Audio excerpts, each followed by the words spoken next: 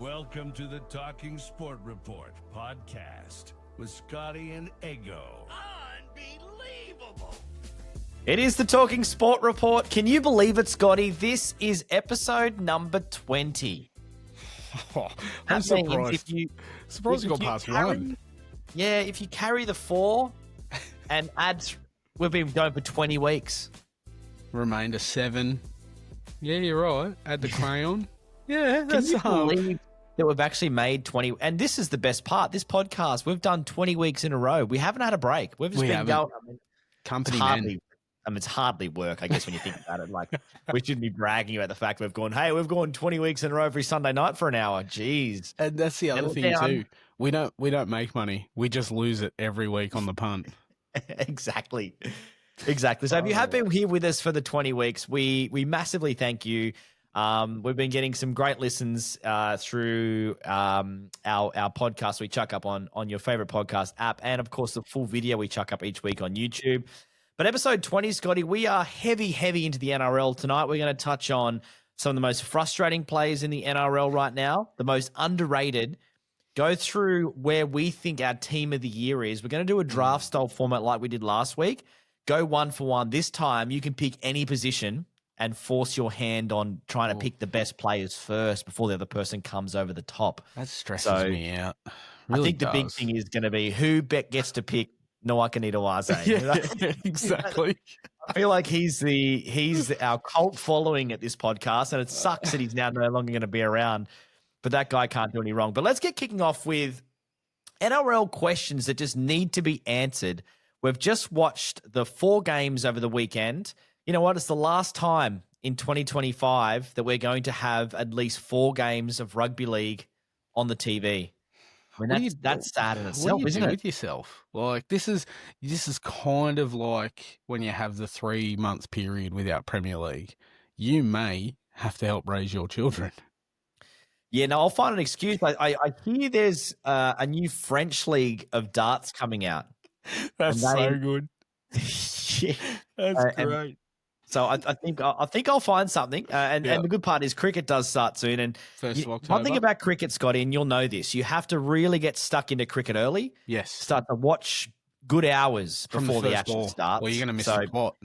Yeah. It's like joining into a movie late. You miss the start. Yeah. You just don't know where you're up to. That's it. You're done. You're cool. Exactly.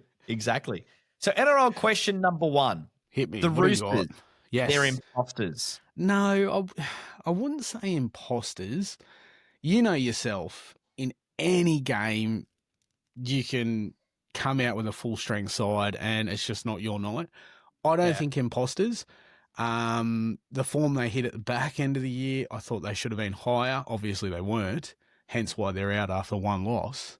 But it was such a disappointing end to their season. The way they started, they had all the possession.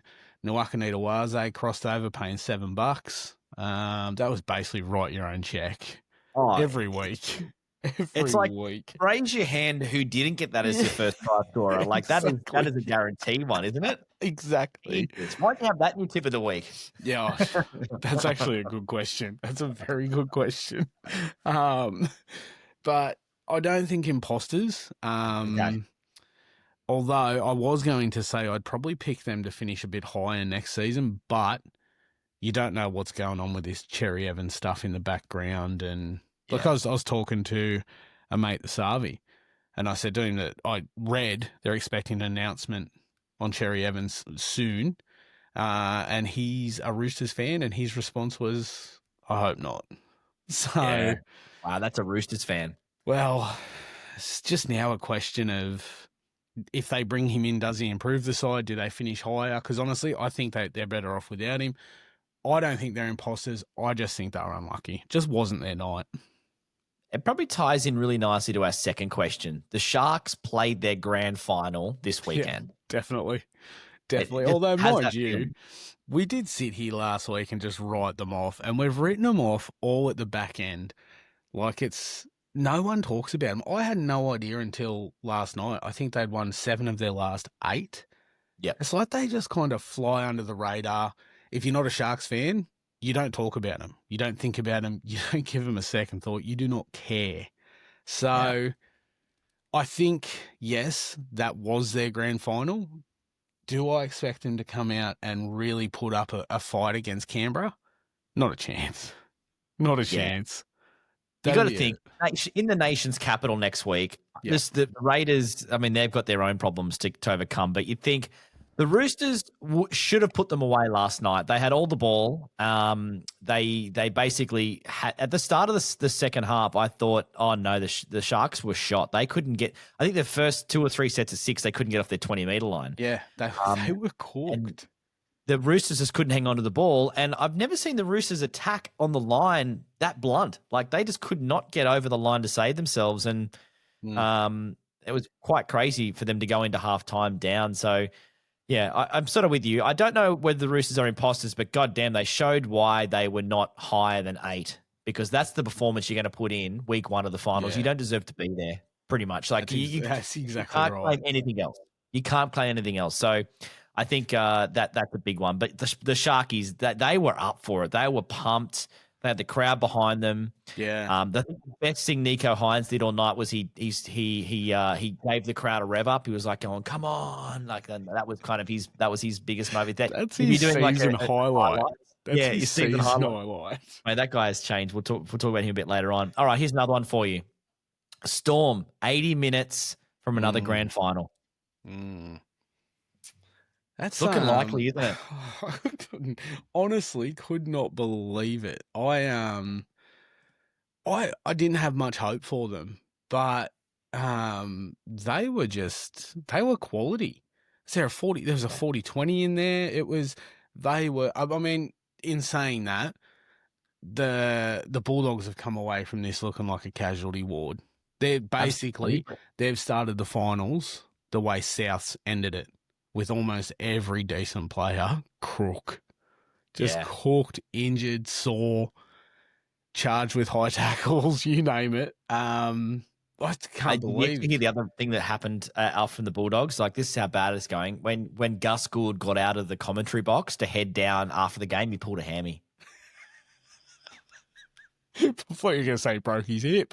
well, that too. Like, they could not. I reckon they would have went out to get in their bus to go home, and it would have been a flat tire. Yeah, definitely. You know what I'm saying? Like, and they would have got every red light. Like, I don't know what they've done. Gus has either eaten the cat or kicked the cat or something under a ladder, because they've had some terrible luck the last few weeks.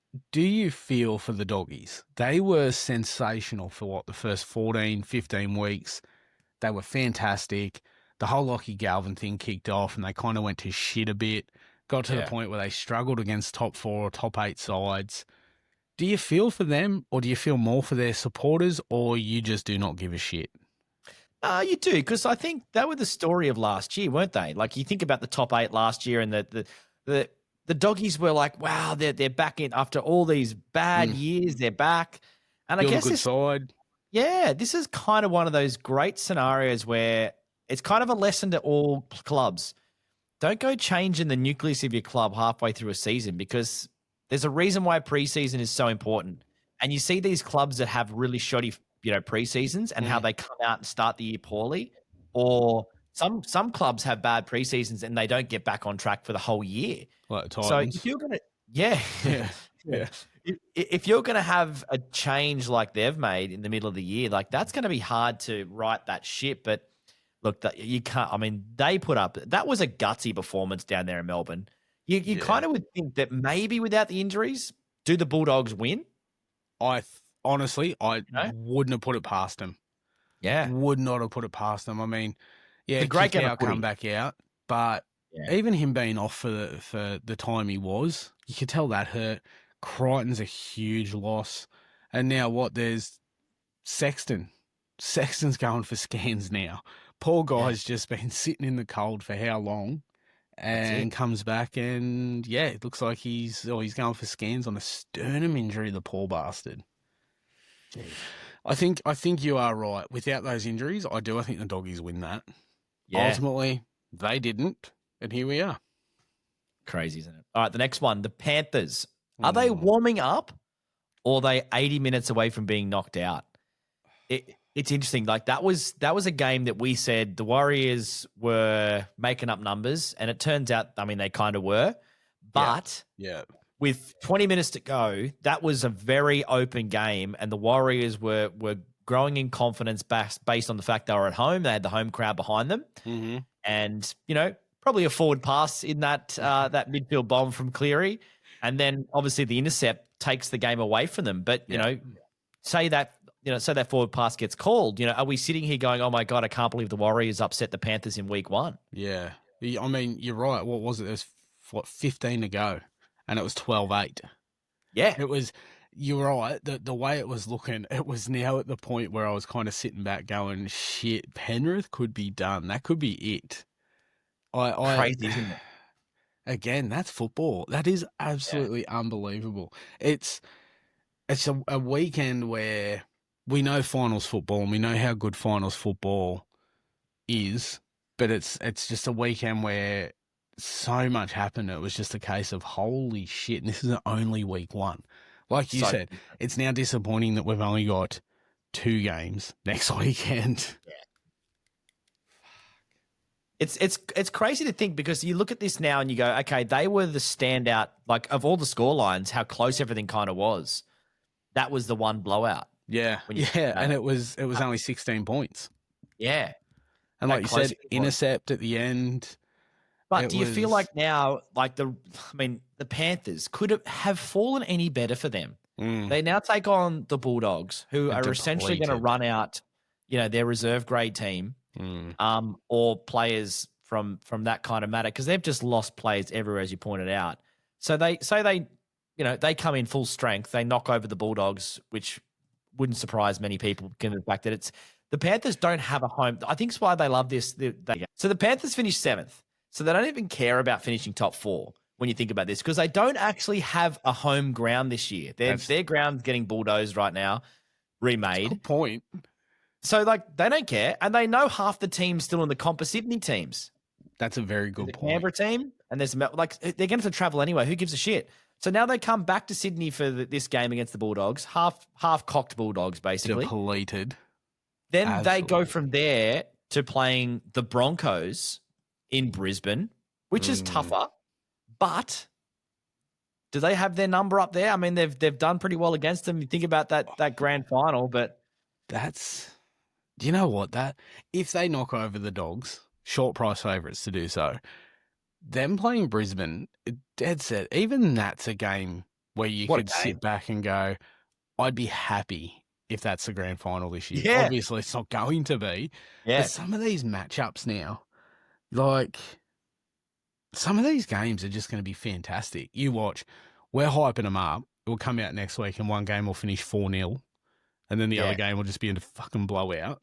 Well, imagine that, though. Like, you literally could have Broncos, Panthers. Like, think about, your ultimate round, if you want a good matchup. Mm-hmm. Broncos, Panthers in Brisbane, and then Melbourne and Canberra in Melbourne. Both of those will be very happy. This is why it's just amazing. The football is going to be so good. Do you know, all I took from that is we have another potential of a Melbourne-Penrith grand final, and I don't know if anyone wants that outside of a Melbourne or Penrith supporter. Yeah. When the Storm won on Friday night, I thought, oh, there you go. Yep. They're now on the other side of the draw. That's interesting. And they're only going to get players back. But the next question we have is the Raiders. They just can't handle the finals yet. No, I wouldn't say they can't handle it, because they were sensational, except for that 14 minutes at the end. And that was bad. That was classic. We haven't been here before. We don't know how to stop the momentum, and this moment is becoming too big. That's a good point. It is a very good point. One thing I did take from that, there's 2 premature celebrations. Yeah. I'll be honest. Anyone that isn't a Canberra fan, I think absolutely enjoyed that. The premature celebrations, watching them get called back, the heartbreak, and then when the camera panned the crowd at full time after that field goal, just the look of absolute disappointment and I guess disbelief on some of those fans' faces were, I won't say it was sensational, because my team have done nothing at all this year, so I'm not going to take the piss. But you could tell it hurt. And now I get the feeling it's you might be right. Is this now a question where their fans are sitting there going, shit, do we have it in us? Because it's all well and good to win that minor premiership, but if you go out in straight sets, did it matter? You know what I mean? Like, that's probably some of the worst football I've seen from a club that just won the minor premiership, right? As you pointed out, like that was just, they were just scoring for fun, which kind of leads us nicely into our final question. The Broncos are a one-man team. Because think about this. Walsh gets sent off for 10 minutes. The Broncos turn into, I don't know, reserve grade Broncos. They were just all over the shop. And they turned into the Titans / the Knights. Yep. So they basically, and I know they were down an extra player after that with their 2 sim binnings, but still, they were just shocking. And the Raiders just ran all over them to get to the point where I almost turned it off. I was like, oh, well, this is done. The Raiders have done it. Then Walsh comes back on and after giving the run, giving the bird to the people hanging over the rafters, giving it to him, you can tell that those guys are now they owe Canberra something because they fired him up. He came out, kicked his second 40-20 for the night. Unbelievable. And just went like a man possessed. Yeah. Probably should have got a 40-meter drop kick as well. I mean, that was unlucky on his – like, if he plays like that, is he the best player in the game? Because I don't think – that's amazing. This is – and we've said this before, he is now showing why he's getting paid what he's getting paid. I don't know what's happened. Obviously, something's gone on behind the scenes, but he has just turned into a man possessed. He is, and I've said it before and I'll say it again, I wrote them off hard. To me, once they lost Reynolds, once they lost Mam, to me, they were done. That was it. Yeah. They were going to scrape into the 8 and they were going to go out pretty quickly. They have just been sensational to the point where, listening to a bit of chatter today, people thought Reynolds was getting named and they 100% were like, well, I'm just going to throw everything I've got on Canberra to win this because they'll do it with ease. So this is now, like, what does Madge do? Does he bring Reynolds back in when he's fit? Because very tough. They don't, I'll be honest, they don't need him. If it's not broken, don't fix it. Poor bastard just wanted to play football, does his hammy, and now his team is better off without him. I think every single non-Broncos fan is going, bring Reynolds in there. Get Mam back. Give Mam the captaincy. Bring them all back in. Let's see how the fireworks kick off from there. Because you think about that, like, even Walters at the 6, like he played a good game. Like he was good. One of those tries down the corner in that 14-minute stretch was kind of a lot of his work with his, the draw and pass. So it's just a weird one. But I mean, you take Reece Walsh out of that team, that was going to be easily the biggest win of the weekend in terms of how further the Canberra Raiders were going to go by that scoreline. Absolutely no word of a lie. And then Reece Walsh comes out, just inhaled the demon of something backstage, and then comes out, just healed. Like what? He was just possessed. There was 2 things that have really set in that I've taken from this weekend. Number 1, if today's game was the grand final, you'd be absolutely stoked to have seen it. It was the comeback. It was full of action. There was headbutts. There was, it was amazing. So that's number 1. And the second thing I've taken from this weekend, we now do not have a reason moving forward to just randomly throw out Nawaqanita Waze. I want to miss saying that every fucking week. Can I say, as another question, is there anything that guy can't do? Like, did you watch that? The game was nuts. Like, he was just doing stuff where he was like some of the passes he was throwing, some of the tackles he was busting through, some of the kicks he had, like almost turned something into nothing at the end of the game there that gave them a slight hope of coming back. Like that guy, he's going to go back to the Wallabies. You can just feel it now. Like he's going to go, he didn't answer that question. He's probably going to go back, play for the Wallabies for the World Cup, then maybe comes back to the Roosters. It would be such a shame. Oh, 100%. There was one point there. There was one point there during the game. I think he got pushed into touch, but I don't know how he done it. He's managed to stay in the air, and even the commentator said he is just levitated to get that ball back into play. That guy is a freak. And you said it, and you're 100% right. If he leaves, it is going to be such a loss for punters, because it's just write your own check. Yeah. And for the game. Like, he has He's scored more tries than he's played NRL games, which is unbelievable. Yes, he's a winger, but you look, some wingers will play a full season and score 14 tries. Yeah. That guy has just come out, and he's played 27 games and scored 28 tries, something like that. That's probably way incorrect, but I believe he's scored more tries than games, and that is absolutely sensational. Those stats. Probably scored more tries than Newcastle Knights scored all year. Solo, which is probably not that. Most wingers did. to be fair, it's a good point, actually. But you get what I'm talking about. That's so good. One other thing I think before we move on is we heard the word that Jerome Hughes. We say Nawakani Tawaze is potentially levitating like he's another worldly angel, whether he is Jesus himself, I don't know. But Jerome Hughes, forget about turning water into wine. He's turned a broken arm into a non-broken arm. There's reports that he's going to be back for the prelim final. Some form of Does that scare you? Some form of witchcraft going on there. They are having a seance. What do they call them? Those Sayers, like the Ouija board. Yeah, the Ouija board. They are doing some weird shit down there. And you know what annoys me the most about this Melbourne setup is they've now got 2 weeks to do more Ouija board shit on Jerome's arm. And he might come back with an arm like, Colossus out of the X-Men. Like, he might just be Bionic Man. This is like some kind of Harry Potter shit. They've got something going on. This is, honestly, what was it? His season was over. Like, he fractured or either way, you're looking at like 6 weeks at least. I don't know, but that might play. I might bring that up soon because we're going to go through headlines.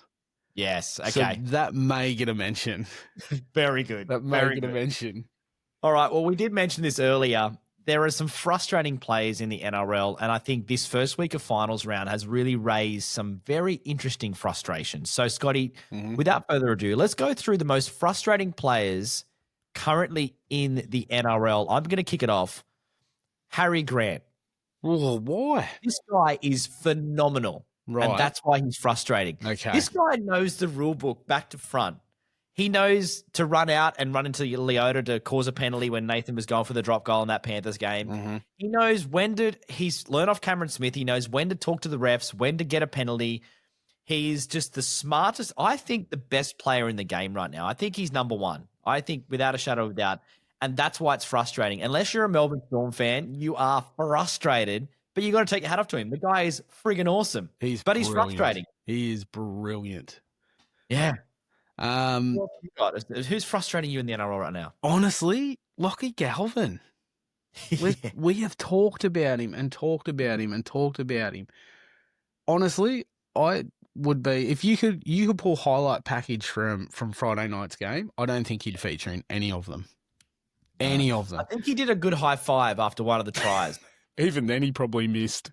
He probably did a little bit, yeah. Even overshadowed by Sexton, who's just been sitting out in the cold, biding his time. Comes on, he's on for 6 seconds and scores. Brings them back into it. They were, they were behind at that point. Comes on, first touch, comes off his knee, try time. I believe in that 7-second stretch, he done more than Galvin done in 80 minutes. Absolutely. All that hype, all that story, all that media attention. Frustrating. Can I add another one to that? Another Bulldog to that list of most frustrating players? Burton.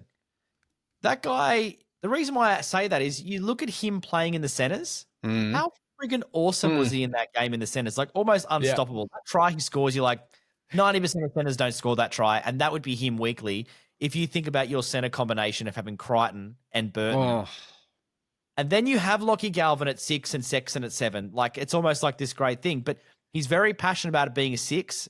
I don't think he's one of the best 6s in the game, that's for sure. I agree. And he's got a big kick. Okay, cool. Guess what? You take 4 steps to the right and you do the kick for them on the 5th tackle, and then you go back to centre. Like, surely that can't be hard to organise. You'd be surprised. You'd be surprised. All right, I'm going to take one from your list. frustrating. Reece Walsh. Yeah, Like, in absolutely. all honesty, like, how much shit did that guy cop all season? You know, Yeah. he's overhyped, he's overpaid, he's not as good as people make out. He comes out, he has single-handedly, in my opinion, carried this team into a week off, literally 80 minutes away from a grand final. Yeah, giving them a home prelim final too. Yeah. Which is huge. You Now, can't the underestimate that. only question is, does the headbutt get looked at? Yeah, well, that's why he's frustrating, isn't he? Because he can have a game where he just completely goes missing, or he tries. I remember at the midway through the season, he was throwing passes and they were going into the front row and a meter behind people, and intercept passes and kicks out on the full, all that kind of stuff. And then he plays 14 minutes of the best football anyone's probably ever seen. Yep. And just goes next level. And you go, where's that guy every week? Do you need to headbutt someone to get sent to the bin to bring out the demon? Or is it? But it's just so frustrating. So I agree. He's right up there. That's frustrating as well. It's now reading a little bit of chatter on there. People think that this headbutt is going to get looked at this week. You reckon he gets time? Well, it's hard because you know yourself, you can't predict the NRL. What they can penalise tonight, they'll let go on Friday next week. Or, what got 2 weeks last time might get a fine this time. You can't predict it. I'll be honest, if I'm a Broncos fan, I worry until maybe Thursday or Friday. Could you imagine the conspiracy theories that would be going around, because we know that it's a guaranteed Sydney team that's going to be playing the Broncos in Brisbane. Yeah. And it could be the Panthers. What's one way to guarantee the Panthers make the finals? Get rid of the one-man team. Get rid of Reece Walsh. So could you imagine that? Remember how upset all the Cowboys fans were back in the years when they've, the famous 7 tackle set. Yep. It's always been this thing where the NRL is based in Sydney, so it's always going to be very corrupt for anyone who's a Sydney team over the Broncos and over the Queensland teams. This would just be another one if this ended up happening. It'll be an interesting couple of days. If this just goes unpunished, so be it. Yeah. But 100%, if I'm a Brisbane fan, there's just a part of it that's just worrying me. Well, I also seen him. I'm pretty sure I saw him do the up yours finger. He did 100% to the crowd. Yeah. Now, I think in the past that has been almost 1 week suspension, or at least a big ass fine. So he may have a bit going on there. He may have a lot to answer for. Cameron Smith said it. It's a brain explosion that could have ramifications. No Walsh. No Brisbane. Exactly. Yeah, it should be huge. Yeah. All right. I'm gonna award this person the most frustrating player in the NRL, because I don't think even the ones we've mentioned before, and we've mentioned some cracking names, the best, most frustrating player bar none, Nicho Hynes. What's happened to this guy? This guy went from being one of the most promising players. He was an incredible fullback at the Storm, goes to the Sharks, did some good stuff, was starting to show promise, went into the Blues, shut the bed bad, and has just, he was completely and utterly a bystander last night in that game, and they won. And as I said, the best thing he did was he revved up the crowd after one of the tries, or he jumped on someone's back of their neck after they scored a try. He was shocking. Do you think you could put any other halfback in that 7 jersey and it wouldn't matter? Because at the moment, do you feel he's being carried by Trindle? Without 100%? Yeah. I think you're right. You could put anyone in that 7 jersey and Sharks will still be where they are. Because I think right now you've got to say the Sharks are the Sharks because of Brayley. Yes. He's been unlocked. Definitely. Manil Blake up top. Yep. And the fact that they've just got a really solid, set of wingers, set of second rowers, and then you got Trindle just absolutely pulling the strings like a magician. Nicho Hynes. Yeah, it's just such a weird fall from grace. It's kind of like he's kind of like when, your mum makes you take your little cousin to play, and really you don't want him there. That's kind of what it's like. Yeah, so It's like Braden, date. Don't forget Nico. Come pass the on. ball to Nico. Yeah. Pass it to Yeah. him. Are you Yeah. sharing? Yeah, that's All he does is just run over there and do a dance and then throw a forward pass. Yeah. I think you've nailed that. 100% the most frustrating player at the moment. Definitely. Which is interesting because the next thing we had on our list, which we've kind of already done, is the most underrated players in the finals right now. Are the most underrated players in the final right now? Trindle from the Sharks. He's good. He's amazing. Brayley from the Sharks. He's good. Better than his brother? Well, I mean, it depends which parent you ask. That's true. Because you know they're going to have favourites. Yeah, do you reckon? I wonder what that's like. At Christmas. Yeah. It's like Blake's getting the Rolex and his brother's over there with the Seiko. Well, it might be the other way around. Like, imagine the gifts that they're giving back to their parents because one's about to go up in sponsorships, the other one's coming down on sponsorships. It's just one of them going, I thought we had a $20 limit. Yeah, yeah, exactly. The other two to chuck in there, Sexton, like, I know he looks like he's potentially injured, but as you said, he comes on the field. 7 seconds. Says to Galvin, this is how you run a football team, and runs straight and just sets up a try almost instantly. Like, it's just scored the try. It was that, yeah, exactly. It was just that good. So that was just 7 seconds of magic. Who else would you put on that? Underrated players currently in the finals. 100%. I probably not underrated, but one name that stood out today in a losing side and I thought was fantastic was Hudson Young. Like that grubber, he had no right to put that grubber in for that try. That was a kick worthy of any number 7. And in all honesty, if I'm Nico Hines, I'm watching that clip later. I've got a huge fly there. I just saw that come across your camera. Jesus That's amazing. Christ. I'm just trying to get it. If Keep I'm us updated through the podcast. If you do get the fly, let us know. It's a good point, Hudson Young, because he may now be like getting an incredible hamper from the Penrith Panthers or the Bulldogs. Yeah, definitely. We're jumping in there, giving Reece a little bit of a push and shove, and then copping, I think, 2 headbutts in the end from Reece Walsh, potentially 2 headbutts. 2. It's pretty close to 2. Jeez, I just saw that fly come across the camera. It's a monster. Oh, fuck, trash the joint. I've never thought that in our 20 episodes of doing this podcast, the one thing that would bring us down would be a fly. And it's not a little fly either. This thing's huge. I don't even know where it come from. If you listen to this podcast, it's you know the best way to describe it. It's like when an eclipse of the sun. Flies flying in front of the camera. You just lose Scotty for a few seconds. There it is. It's on the screen. Yeah, well, you can't be right there. You can't be hitting that. Because it actually is time for your favorite segment, which I've been absolutely loving at the moment. So it's the NRL headlines. So the next week there are 2 big games, and Scotty's been racking his brain on what's going to happen in the newspaper the following day. What are the news headlines when one of these 2 sides gets up in the following day's paper?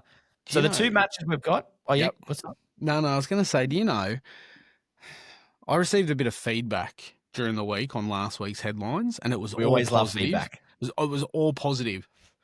Now I'm at the point where I've got headlines for next weekend's game, and I just feel like I'm not living up to the hype. I feel like I've peaked. I don't know. Well, I'll throw them at you. I'll tell you what I've got, but there's just a part of me that feels like this is just not going to be as good as last week. Well, I mean, we're always asking for more feedback. So if you could help Scotty out and send through some headlines, like you'll know that we'll do this segment again on next podcast.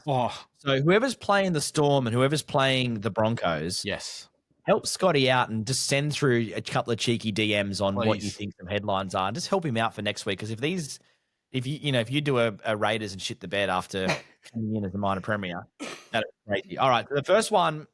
We believe it's a Saturday night game because NRL.com has the same game listed twice. Saturday and Sunday. You do believe. Bulldogs versus Panthers in Sydney. What's your headline for those victories? High five still on. Cleary steers Panthers to familiar territory. Oh, yeah. Yep. Yeah. That's if they win. If Penrith lose, unfamiliar feeling. Panthers set to miss a grand final. It's so true, isn't it? Yep. It's like, yeah. So The last time we saw this, there was a full eclipse of the sun. Like, it's such a long time ago. If the doggies lose, yep, short and sweet, Belmore riots. Yeah. Mm-hmm. Yeah. Mm-hmm. Yeah. If the doggies win, Belmore riots. It's so true. Yeah. So we've got those that's ones. so accurate. That's so accurate. You know what? Actually, I got all caught up in a headline for the Broncos and Storm having a week off that I haven't even picked a headline to focus on the Raiders if they've lost. I've just got a headline for the Raiders if they win, and one for the Sharks. So we'll go the Sharks. Well, look, it makes sense. Maybe true. Maybe you've already seen into the future, because I know your tips are always seeing into the future. So you must have a key to the other side. And this Sharkies headline only came after apparently there was a huge brawl after the game. By the players? No, in the crowd. Yeah, massive. That's amazing. Yeah, massive. A fight between NRL fans during the Sharks versus Roosters. Police to investigate. Yeah. Wow. So, if the Sharks win, the Shire brawls. Sharks stun season form team. Now, my Raiders headline is coming on an actual individual, because I do feel like Ethan Strange is going to come out and have an absolute blinder. Yeah. So the headline the next morning is going to be, how strange. Raiders young gun dominates in brilliant bounce back win. Yeah. I would love to see that. I mean, that's going to be one of those great games again that I get. You're a Manly fan, I'm a Knights fan. I think every game, every year is this way. But to get to watch as a neutral. Oh, definitely. There's this weird hatred between the Sharks and the Raiders because of, I go back to Michael Ennis doing the Viking clap in front of their crowd as a Bulldog. Sorry, as a Shark. As a Shark.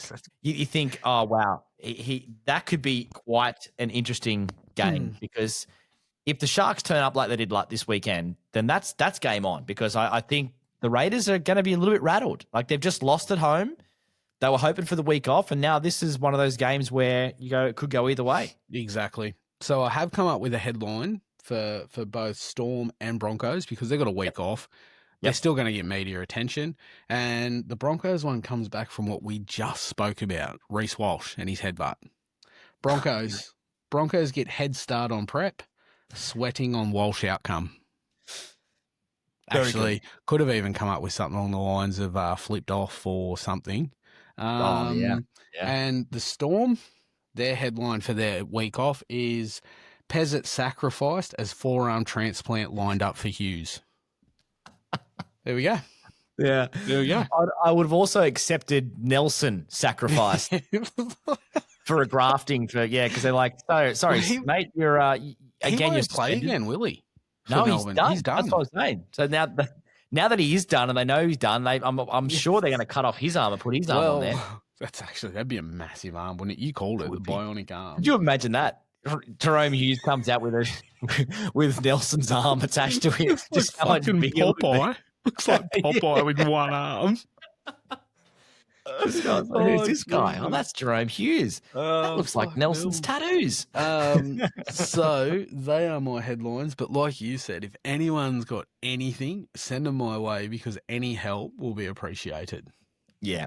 All right. So we've got some big weeks to catch up on in the next some big games to catch up on over the next week while we get ready for these huge prelim finals. Like, it's massive. It's going to be so much fun to watch next weekend. Don't forget Sunday night's Talking Sport Report podcast on the record. So, boom, we have to go through our can't win the comp. Last week we did these four sides can't win the comp. So I just want to do a little bit of a check-in, because we said Storm can't win the comp. Yep.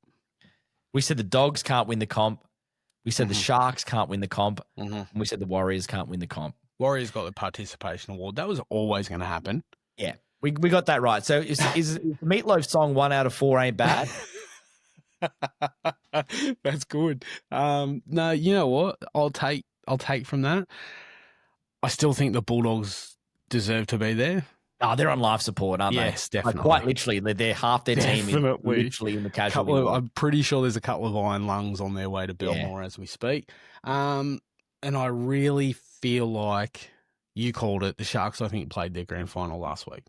They are going to come up against a fired-up Canberra side that want to bounce back. Well, Canberra just can't win the minor premiership and go out in straight sets. No, definitely not. Definitely and then not. I think the biggest one was the Storm. Like the Storm, if we're talking about Jerome Hughes getting a bionicle arm, you get him back and Paps back, and next minute they're 80 minutes away from the grand final. And to be quite fair, they haven't played the best football, and yet they're still like where they are. Yep. So they're only going to get better. That's the scariest part. That is the concern. There's a really good chance in 3 weeks' time they're holding up the NRL trophy, and they're actually on the dais quoting, "Fuck you, Talking Sport Report." I mean, it's a possibility. It is a possibility. It's not one I'll be proud of. Oh, yeah, definitely. Any publicity is good publicity, Bingo. I'd say. Bingo. So I guess we're still confident we've got that right. So if we were to say, all right, we think the Storm are one we got wrong, would you swap it for anybody? So we keep the Dogs, we keep the Sharks, we got the Warriors right. Of the remaining teams there, who do you think is the most shaky to take the Storm's spot in they can't win the NRL Grand Final this year? I honestly, with the 6 teams that are remaining, do you know who I will put in there? This will be controversial, but there is a reason for it. Yep. Brisbane.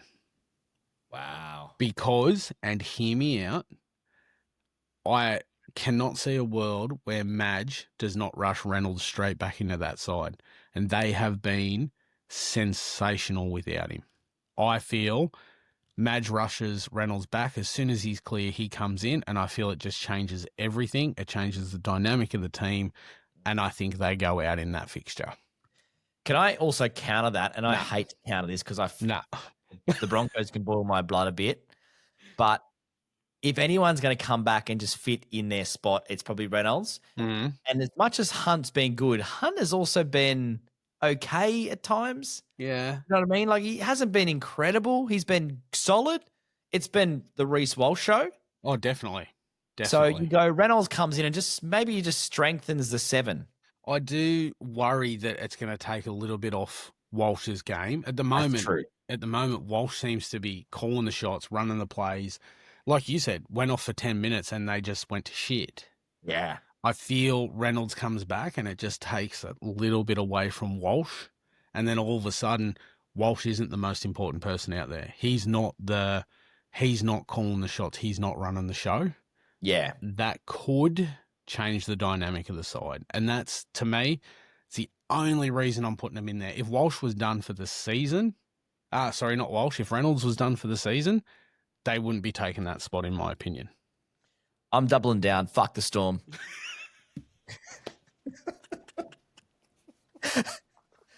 Can't win the grand final. Not a chance in bloody hell. Oh, shit. You watch in 2 weeks' time, they'll go out and win by 50. That's fantastic.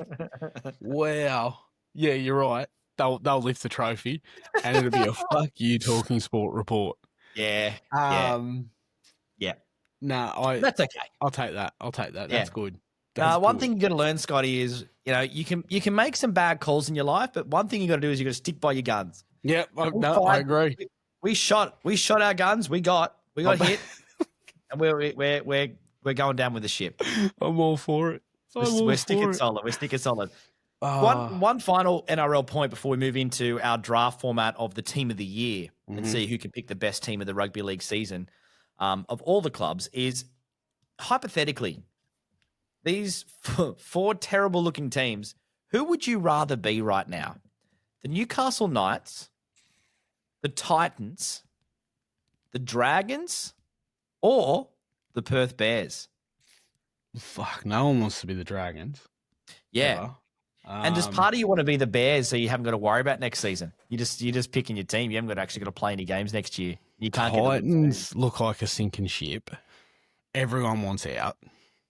But they do get a new coach. Yes, that's true. That is true. But And they do have Sattler coming in as a GM. So maybe they're turning the ship around, but could that could be. take some time. And they haven't got a bad team when you think about it. Well, that's the problem. They don't have a bad team, but part of that bad team wants out. And part of that bad team, funny enough, wants to go to Perth. Well, yeah. And do you know what? Individually, I think they're good players. Knights, on a positive, they've got some big names coming in. Them too are looking at a new coach. But yeah, to be honest with you, I think you're right. Out of those four, I'd rather be the Bears for the simple fact next season is a write-off, but it's like FIFA career mode. They are going in there with all this money and they get to build a team from scratch. Now, I know we've recently seen something similar with the Dolphins, who are yet to taste finals, but I feel like they've got a good coach in place that is going to go out. He's going to go for the players he wants. He's going to put in the hard yards to get them. I would love right now to be in the situation the Bears are in. If Manly done a full clean out and had absolutely no one left and all that money, I'd be stoked. What do you mean? I'd be stoked. Well, the day after you guys played your final game of the season, you sacked 9 players. Yeah, so I think you did the Bears. You did a good impersonation. And you got a new signing today. You've got Kobe from Hetherington. Broncos. Yeah. Who's a good signing. Watched him more intently today. He almost crashed over, actually. Yeah, I bet you had quite the rigor mortis. Now, I mean, for my side, I think the Knights, it's going to, even though we look like we're going to probably sign Sandon Smith, which is kind of cool. Signing. It'd be a great signing for the Knights if they land him. The rumor is that they've pretty much locked him in on a 4-year deal, which would be huge for the Knights. Yeah. But what I keep forgetting, and I think the Knights must be keep forgetting, is you need to fill out the rest of your football team. You can't just have 45 hookers, 7 to 9. You know what I mean? Watch them. Where there's like, what's Sandon Smith going to play in the front row? Like, I feel like we're just going to keep adding 6s and 7s, which is fine, I guess, if you want to play that kind of football. You know what I'm expecting to see first thing tomorrow morning? Cherry Evans finds new home. Newcastle. Yeah. Straight That's in. it. Fogarty backflips on Manly. He's going to the Knights. Don't going there to play even centre. say that. Going to play centre. I think I'd want to be the Dragons. The reason why I say that is the Knights are going to be dwelling at the bottom for a little while they rebuild. The Titans, oh God, who'd want to go there at the point where they are at the moment? That's going to be a bit of work getting that. The one draw card to that, though, is it's the Gold Coast. That's true. That is true. But the bad part about that is it's the rugby league team on the Gold Coast. It's Gold Coast. Yeah. So I wouldn't want to be the Titans. I don't think I'd want to be the Bears because I've seen how well the Dolphins have done it. And I just go, I don't know if they're going to be able to replicate that again. And they might get Munster. But the hardest part is you want to get players to go to Redcliffe. Okay, that was hard enough. And that's a beautiful part of the world. Cool. Hey, NRL player, come and fly to the other side of, basically go to Bali, which is great. And it's a beautiful place to live. But every week, take a 6-hour flight. Oh, think of the frequent flyers, though. You'd be racking those pricks up. Absolutely. It's one positive. There's only a couple of business class seats. So everyone else is down the back and Big Mal's up the top, no doubt. Definitely. He's got his legs up. Yeah. So I think the Dragons, they probably should have made the 8 the way they played the back end of that year. They've got a good side. They're just going to get more consistent. So I guess if you have to write one of these bad ships, I'd probably just take the Dragons. Yeah, okay. I was going to say, no one wants to be the Dragons. No one does. Dragons don't even want to be the Dragons. It's true. Jesus. But when you got to pick between the Knights, the Titans, the Bears, and the Dragons, all of a sudden the Dragons become the Raiders. Yeah, you're right. Yeah, that's a good point, actually. All right, so let's get into this draft. So the rules of the game are we're picking 1 through 13. And what we're going to do is basically you can pick any player in the comp. It's the best players of the year. So we want to pick people who have been really, really solid this year. In our opinion. In our opinion. Like, who are the best players in the league and who deserve these spots? So the rules are we go 1 for 1. Yep. So if I go first, then you go first the next time. But you get to pick any position on the field. So if you want to go straight for that 9 or that 7 that you want, or who you think's more important for your side, you can jump on them straight away. So I'm going to let you take us next off. Fuck, I was going to let you kick it off. And where are you going to go? Which position are you targeting straight up for us? I think the basis of a good team, you can't go past a good hooker. I'm going to take Harry Grant. Only because I do like Harry.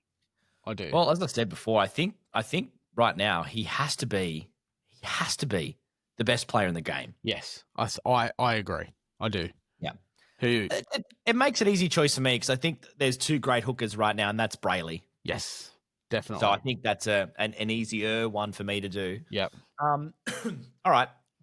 I'm going to go the most obvious next one. I'm going to take Cleary at 7. Okay. Yeah, okay. I still don't think you can make a wrong decision with the halfbacks you've got, but if you've got any side where you've got Nathan Cleary, and if you've got Harry Grant, I've got to have the next best player in Cleary. I like that. I do. So who's your 7? I am going for Isaiah Katoa. Oh, that's a bold one. I like that though. Yeah. Young, and I thought, well, you know what? Why not? For the simple fact that doing a little bit of reading, he's 21, involved in 23 try assists, 24 line break assists. So I'm going to take him as my 7. And then I'm going to partner him up with Ethan Strange. Very, very good. Hang on a Which minute. means that it's just in. You can't do So that. now you're up. There was no. You bastard. Tell you what, you do have a very young 6 and 7, but that's really, really fucking annoying. They're on 10-year deals. I will take Munster.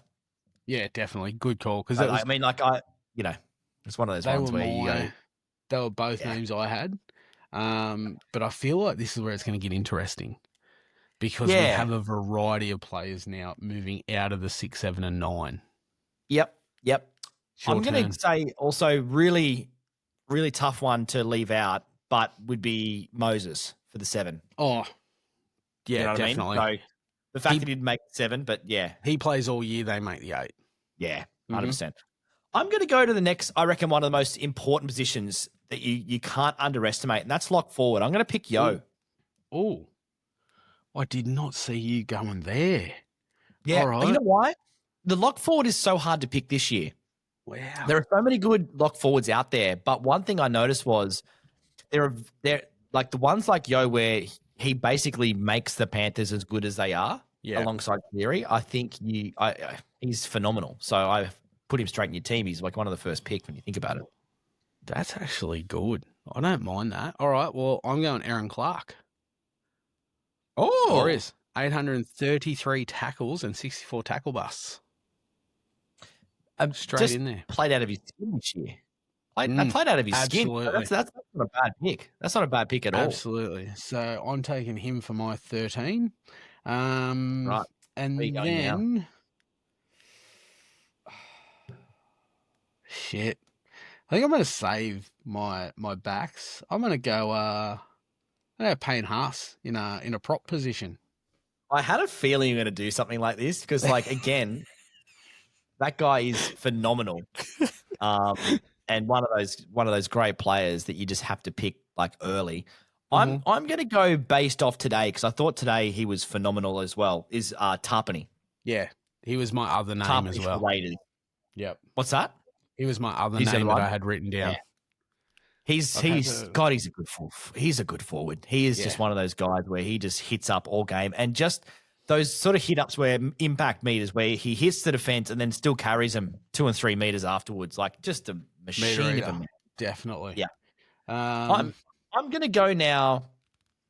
I'm going to go to the fullback position. Ooh. I don't think we really need. No, I'm actually changing it up. I'm going 5. No. Here we go. Here we go. What do you possibly think? No, what can he do? Baby. I knew it because if you a fullback, but I thought, hang on a minute, what am I doing here? If you have a Nawaka Nitawaza in your team, you got the best team in the comp no matter what. That's good. So who you putting on your wing? Brian Tio'o. Yeah. Going Tio'o. bloody good. Scoring, he scored a beautiful, basically intercept try on the weekend to lock up the game for them. Mm-hmm. Where are you going? I'm gonna go the 8. Other forward. Yeah, I'm gonna go James Fisher-Harris. Oh yeah, has been good this year, but it's kind of funny, isn't it? Like off the back of not being at the Panthers anymore, has sort of dropped out of the conversation. Well, I mean, you don't hold the record for fastest NRL try ever and not be decent. So even if it was a complete brain fuck up, I'm taking James Fisher-Harris. Who you got? I've got to say, really, really tough one to leave out is Fanua Blake because he's been phenomenal this year. But I'm going to go Leota. Ooh, because I just think he is just such a great forward, and he was brilliant in that game on the weekend as well. So I'm going to go Leota. That's a very good call. Which means we're now going to the second row. Oh, okay. Second rower next. So let's go the 11s. And I'm going to put in, I think, the most informed second rower, and that's Katoa. Yeah, fucking awesome. Katoa for the Storm has been just a game changer for them. I just don't know how they continue to do it. They just continue to drag people into they continue to drag people into their side where you're like, oh my God, is this not the best second rower in the game by a long way right now? He is just unbelievable. So the Storm's Katoa. All right, well, I'm going to go Hudson Young. Yes. Yeah, that's which then I'm going to put in beside him Angus Crichton. Ooh. Okay. That makes it an easy one for me. So for me, chuck in Liam Martin. Oh, yeah. See, I was going to go Liam Martin, but he hasn't been mentioned as much. My other name I'd written down was Jacob Preston. Yeah, he's been good too, but I just go Martin. Like, think about the Origin. That's what I went back to. Origin, he was just awesome in Origin. That's a good point. Absolutely loved him in Origin. I'm just looking at this and remember we're doing Team of the Year. I've just looked at some of these names and I'm like, what the fuck am I thinking? More around the centres. I'm totally fine with it. So I'm going to continue on this way. I'm going to put Walsh in at fullback. Yeah, it's a good call. I'm going to go Teddy. Yeah. I was going to say, like, after watching him on the weekend, Kyle Weeks has been great, but Teddy is just so consistent. Whispers Teddy might win the Dally M. Yeah. It's almost, I think he's very, very much a favourite right now. Yeah. All right, where are you going to next? All right, I think we might knock off the other winger, and I'm actually going to go with Addo Carr. You don't finish that high in the try-scoring list and not be in some form of contention. Yep.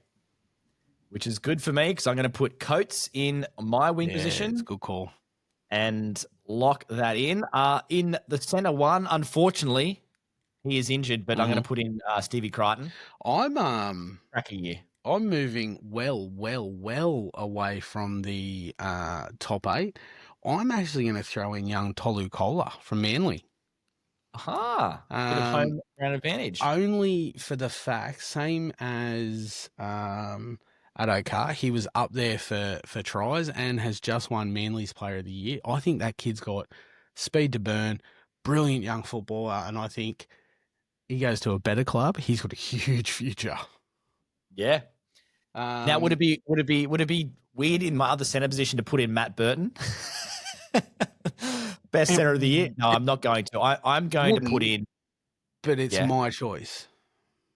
Yeah, that's true. That is true. We're going to go completely different because I'm going to throw Toya in there. I think Toya's been fantastic. Played rep footy. I think he deserves a crack. And he always scored me points in Supercoach. So and played well last night against the Sharks. He played very, very well, just unlucky. I'm going to go another one that's, I think, kind of forgotten about, but Herbie Farnworth. Yes, I did look at Herbie. I did. Yeah. Good choice, actually.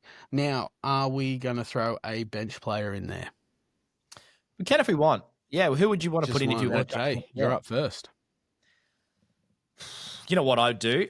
This guy. I mean, what are the rules? They have to be kind of a normal bench player, don't they? Yeah, someone that you're seeing. You know, you might see start for 4 weeks in a row, but they're only doing it because someone's hurt. I'm going to go one that he does it a lot, and I love the bench player to be my utility player who can cover everywhere, and I'm going to go Connor Watson. Yeah, good call. He's just one of those guys that just can fill in his spot, and I know he started a bit this year, but also the other night, come off the bench, so I think he's a good bench player. Good call. What do you got? Wishart. Yo, that's actually the best pick. It was never in doubt. That's a great. I was wondering why you were so keen to get this bench player in. Oh, he's so hard on it. Wishart. I'm sick of getting fired up for Wishart every week. He's just brilliant. He could go to a number of sides and just completely fit in and just take control. Well, he came on so late the other night and then just made instant impact the second he comes on. Brilliant. And basically seals the win for the Storm in a lot of ways. So let's go through Scotty's team. So Scotty's team of the year is Teddy, Addo-Carr, Collar, Toya, To'o, Strange, and Katoa in the halves. You got your front rowers in Haas and Fisher Harris. Good front rowers. Harry Grant. And you got Young and Crichton, and that's Angus Crichton in the second row. Yeah. And you've got Clark at lock, and your bench player is Wishart.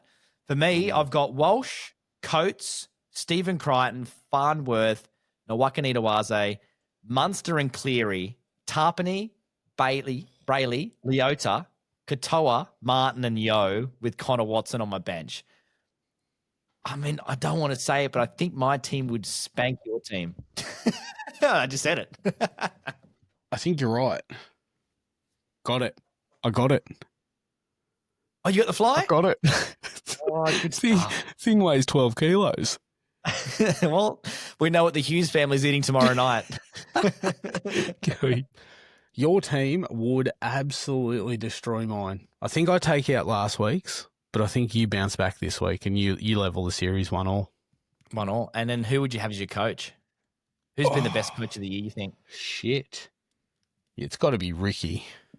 So you take Ricky? I feel, yeah.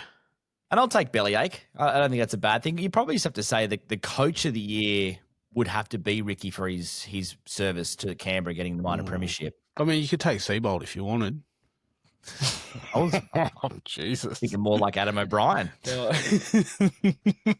Hey, speaking of coaches, good segue. Your favourite coach is back. We're going to touch on some quick EPL news before we move to the comment club. Here we go. Postecoglou has landed back in the EPL. What a fantastic opening round for him. So he lands back through the week. Yeah, What's Notts Forest. What were your initial emotions? Oh, dead set. Just off it, 100% off it. Like, right. I don't know, there's just so much media cocksucking. It's ridiculous. I'm just not a fan. Full stop. It's good to see he started how he finished with Spurs with a loss. I mean, yes, all right, he did win silverware in Europe in the EPL though. Some fantastic chants from the Arsenal supporters in that game. You're just Tottenham in disguise. And you're getting sacked in the morning. So welcome back, champion. Hope you settle in well. It was 3-0, right? 3-0 it was. Arsenal beat them. Yeah. But look, I can't say too much. Like, 4 games have been played and the only team in the top flight of English football, the lower leagues that haven't scored a goal is Aston Villa. So, yeah, England's top 7 divisions and the only team to not score. Jimmy even messaged me this morning, said, hey, do you think Aston Villa's any chance of troubling the scorers? I'm off it, just quietly, just a little bit off it. But Manchester Derby on overnight. It kicks off at 1:30 in the morning, but in just over an hour, Burnley host Liverpool. So I've actually gone a Liverpool Man City win tonight. Oh. Not that I'm putting money on it. Well, we'll soon find out. We've got coming up. Bingo. First, we've got to do our beautiful comment club. Bingo. It's time for Comment Club. Normally, I ignore all the comments. I get a lot of them. I've got to get paid for this crap. This is the part of the show where we shout out anyone who has left a comment on our social media, dropped us a DM or a cheeky email, talkingsportreport at gmail. Talkingsportreport at gmail.com. So this week, we got a fantastic DM by a man called Chad Stace. And he highlighted a brilliant video on social media that he wanted us to play. It's basically all these unique names of different golf shots. Wow. Now, you would think that a golfing, video, you would need to see the golf shots, but you don't really need to because they're all very, very unique names. So I'm going to play the audio for you here. Mm-hmm. These are all the unique names that you can get in golf. What is a Lieutenant Dan? Doesn't quite have the legs. The stepsister. Probably shouldn't be up there, but it is. The Danny DeVito? Nasty little 4-footer. Yeah, super nasty. The Magic Johnson. Take your medicine and live another day. The Fidel Castro? It's when a putt falls just short of the hole. It just needed another revolution. Old Man Pajamas. One ball's left The out. Princess Diana. Shouldn't have used the driver. What about the Grace Kelly? Should have used the driver. The condom shot. It worked, but it didn't feel good. The son-in-law. You were doubtful about it, but it turned out okay. The Hitler. 2 shots in a bunker. There's a couple more to go. You're doing well. The MH370. Looked good in the air, but then you couldn't find The it. pizza. More than 8 slices. And just to finish off, your suggestions, please. Oh, so good. Thank you, Chad. So good. All right, What was your question. favourite one? That's what I was about to ask you. I like Stepsister. Yeah. That was good. And I liked Old Man Pajamas. Oh, that was good. Yeah, yep. What about you? I did find that being a golfer myself, the MH370 was a great one because I've hit plenty of balls I've never found. I feel like that is just an every casual hack golfer is doing plenty of MH370s Wow. off the tee. No, that was fantastic. So thank you, Chad Stace, for that fantastic video. Please, if you've got awesome videos or you want us to play, even give us a shout out. We'll give any shout outs on the show in the podcast.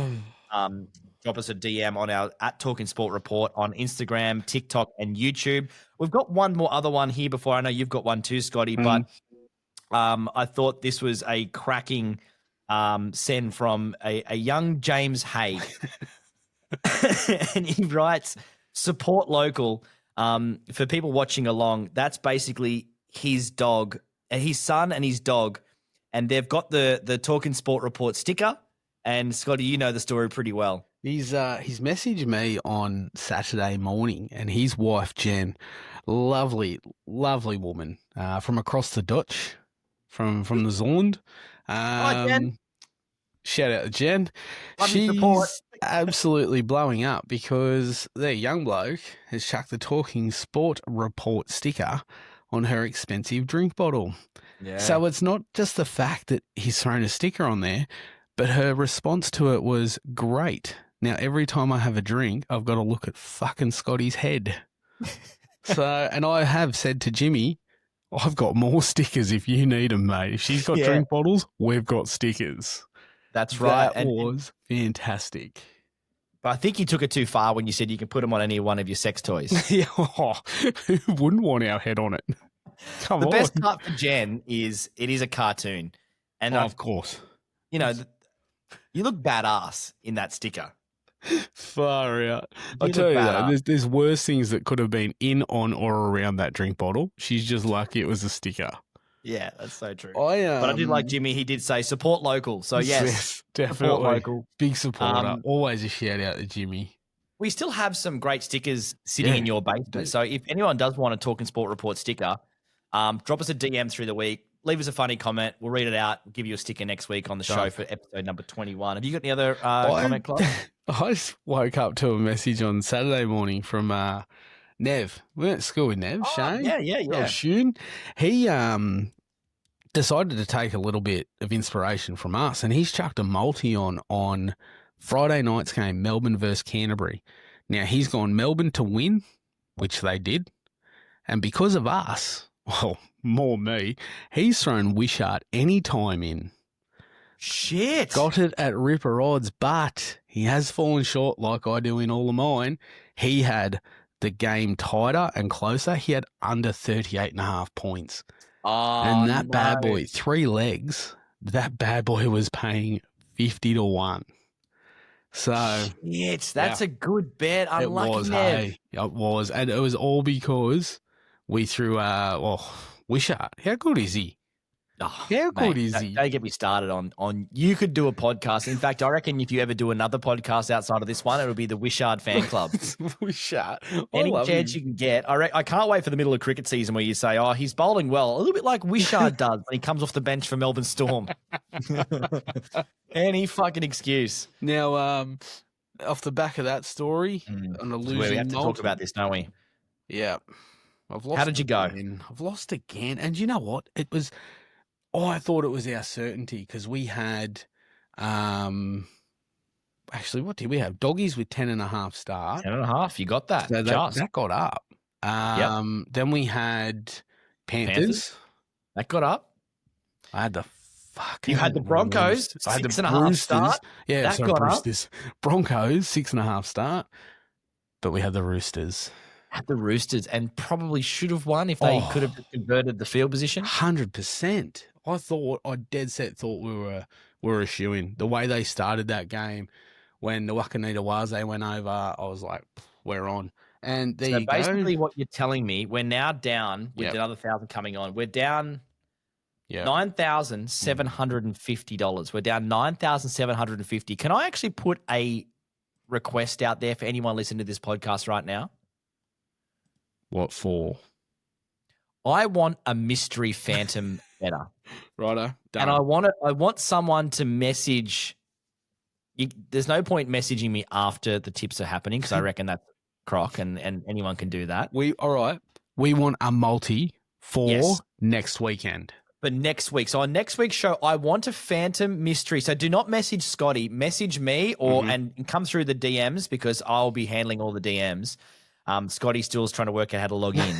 So that's you know you're safe by doing that. So chuck in a random multi. I reckon it's got to be at least 3 legs. Yes. Max 4 because we wanted to be achievable. But I would like to bring a mystery better in and see who wins first. You or the mystery better. So my question is, will this be a multi around the Raiders, Sharks, Dogs, Panthers game? So you'll know the outcome by this time next Sunday night. Maybe. Okay. Or if you want to, if you hear this podcast late and you want to do the following week to take you on the next bet, I'm happy with that.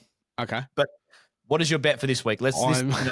You may blow them out of the water by winning right now. I'm at the point where we just need to start building. So I'm going Raiders to win, Penrith to win.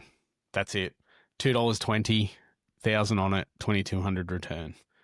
Just to cut a little bit out of that 9. I don't want to get the 10,000 lost. So 2,200 return. Yes. Okay. Yeah. And if by some divine miracle the Sharks or the Doggies win, then we've just cracked 10 grand. Well, we technically have anyway. Yeah. That bet puts us at what, 10,700? No.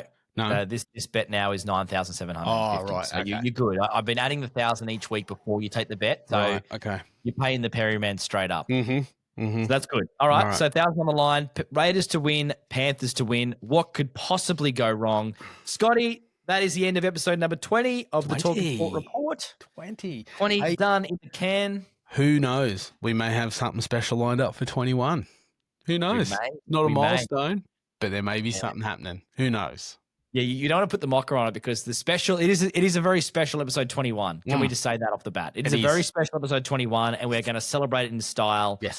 So, and we would definitely encourage, if you do listen to this podcast normally, highly recommend the next time you listen to this podcast, do it on YouTube and watch it, or on Spotify podcasts and watch it through there as well. So the episode 21 is a bit of a special one, and I can't wait for that one next Sunday night. Looking forward. Until then, please, if you do get a chance, give us a 5-star review in whichever app you're listening to this podcast on. It would mean the absolute world to us. Jump on, give us a follow on our Instagram, TikTok, and YouTube channels at Talking Sport Report. And don't forget, it's talking with a G, not talking. It's Talking Sport Report. The same I'd hate for someone to go, yeah, I always check and just can't find them. It's like, did you put the G on? Talking. It's the Talking. Yeah, Talking Sport Report.